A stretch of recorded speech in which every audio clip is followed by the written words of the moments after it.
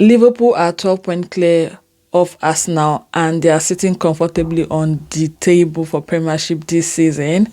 With today's win against Everton that ended 1-0 at Anfield, Liverpool now sits comfortably on the table with 12 points clear of Arsenal and most likely looking like they're going to win Premiership, because the more games they win, the closer their chances of winning Premiership. And I don't know if Arsenal can catch them, or if they can lose games, because they have to lose games before Arsenal can actually think of even getting this season. Or should we just say it's over already for the title race and Liverpool already has the title?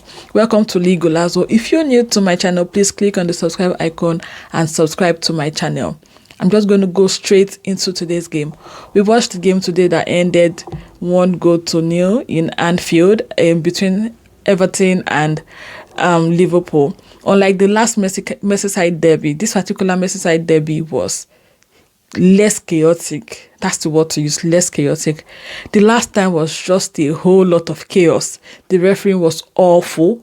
Although today's referee was also poor, but not as awful as the last time. The last time was just extremely poor. We had our own, we had some incidents that happened today, and which I'm going to go into later in this video, because we're going to talk about everything that happened in this game to an extent. Diogo Jota finally ended his goal drought with his goal in 57th minute, and that goal made them win this game, because that was the only goal in this game. And it's nice to see that after this lots of games it's played, plus all the losses they've had, both in Champions League and in other competition, finally gets to score a goal, and feels good for him. I'm happy for him. Maybe with this particular goal, he gets his confidence back, and maybe he'll get informed, because I would say Jota hasn't been informed in the last few games, and it's not been.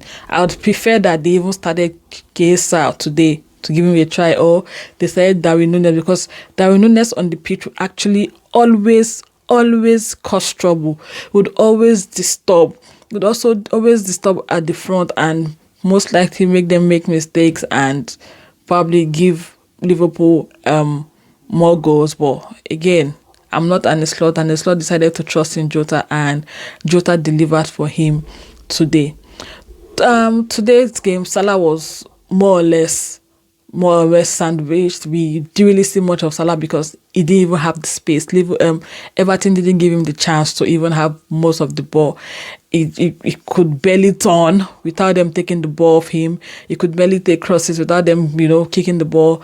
But again, when you have Salah in a team like Liverpool, you just want to hold him down, because if you hold down Salah, at least you know that you have one less person to worry about. So that's why I would say, well, a good thing for them that Jota scored, because Salah didn't even have the chance today to even do a shot or something.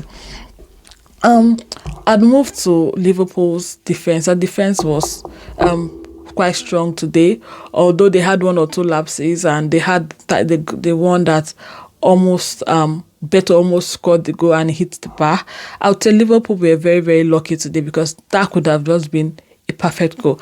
And I was like, oh my God, Beto just did the Darwin Núñez. He had that miss, was a kind of miss that Darwin Núñez would actually make, but seeing it was so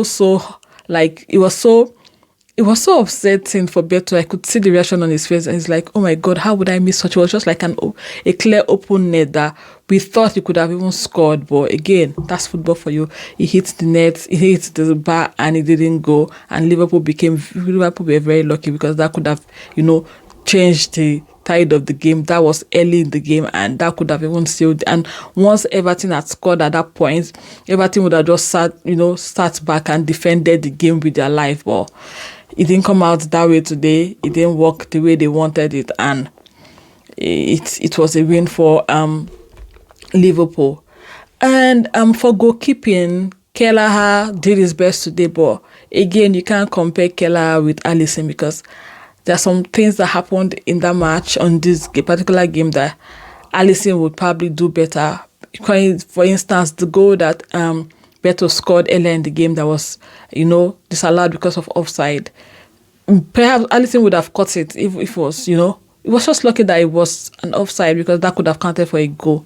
Well, I expect that Alice Keller could have caught that particular ball, but he just passed him and scored him. But that's what differentiates Alisson from Keller. I'm not saying Alisson doesn't, get goals through the net, but Alisson is better than Keller, and for games like this, you would see why Alisson better than Keller, and you see why Alisson is number one and Keller is like number two.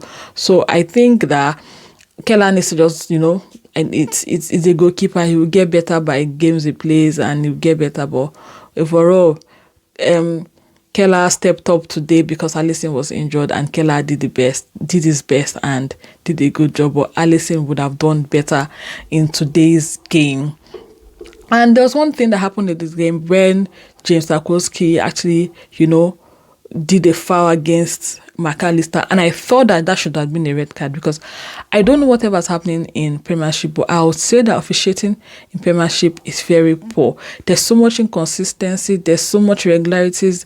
There's so much, turning blind eye to things that shouldn't even turn blind eye to. For instance, that was a clear red card. In front of the referee, that was a clear red card. I don't know why the referee had to go even check VAR to confirm. But VAR now said it wasn't a red card. Because come on, that's a red card. That's a clear red card. That was a very dangerous tackle. That's like a season end. That could actually cause a season-ending injury for any player or for McAllister if it had gone another way. But the referee said it was a yellow card. And that's my problem with Premiership. You watch the Champions League and you see refereeing very good, consistent. You watch FA Cup, it's better. But you come to Premiership, it's like it's a different ball game. It's like there are different rules for Premiership and there are different rules for other competitions. Because I don't understand how the referee didn't see that particular tackle was a red card offense and it's supposed to give him a red card offense. But guess what? It gave him a yellow card. But again, that is inconsistency for you in Premiership. I just think that the refereeing with Premiership needs to do better. They need to, like, maybe if they start penalizing referee for this kind of wrong decisions or refereeing, then they will do better because we cannot just keep talking about poor refereeing, inconsistency in Premiership. It makes no sense. It makes no sense at all. And VAR too makes no sense. Why are you there when you cannot even anyway, let's move past VAR. And overall it was a good game, good result for Liverpool, and bad result for Arsenal and the rest of them, because Arsenal, and I'm sure Arsenal fans were hoping that Liverpool is going to draw this Merseyside, this derby, you'll probably lose so that they'll have more chances. But Liverpool is winning and they won that game, and it looks like no one is catching Liverpool. So Arsenal, you just need to try to keep winning your games, hoping that Liverpool is going to drop point or lose at some point, which looks very, very impossible. Overall, it was a nice game to watch. Liverpool are still top leaders and are still contenders, and they still look like they are the title holders for this season. And as it stands now, we wait for coming games. Arsenal will have to play Everton over the weekend, and we'll see how that turns out and see what would remain. We don't know whatever this side is going to show today. Is it the one that is strong or the one that is weak? That was going to show in that game on Saturday. Is it the one that the weak one or the strong side of Everton? We shall see. Let me know your thoughts in the comment section. This is LeeGolazo.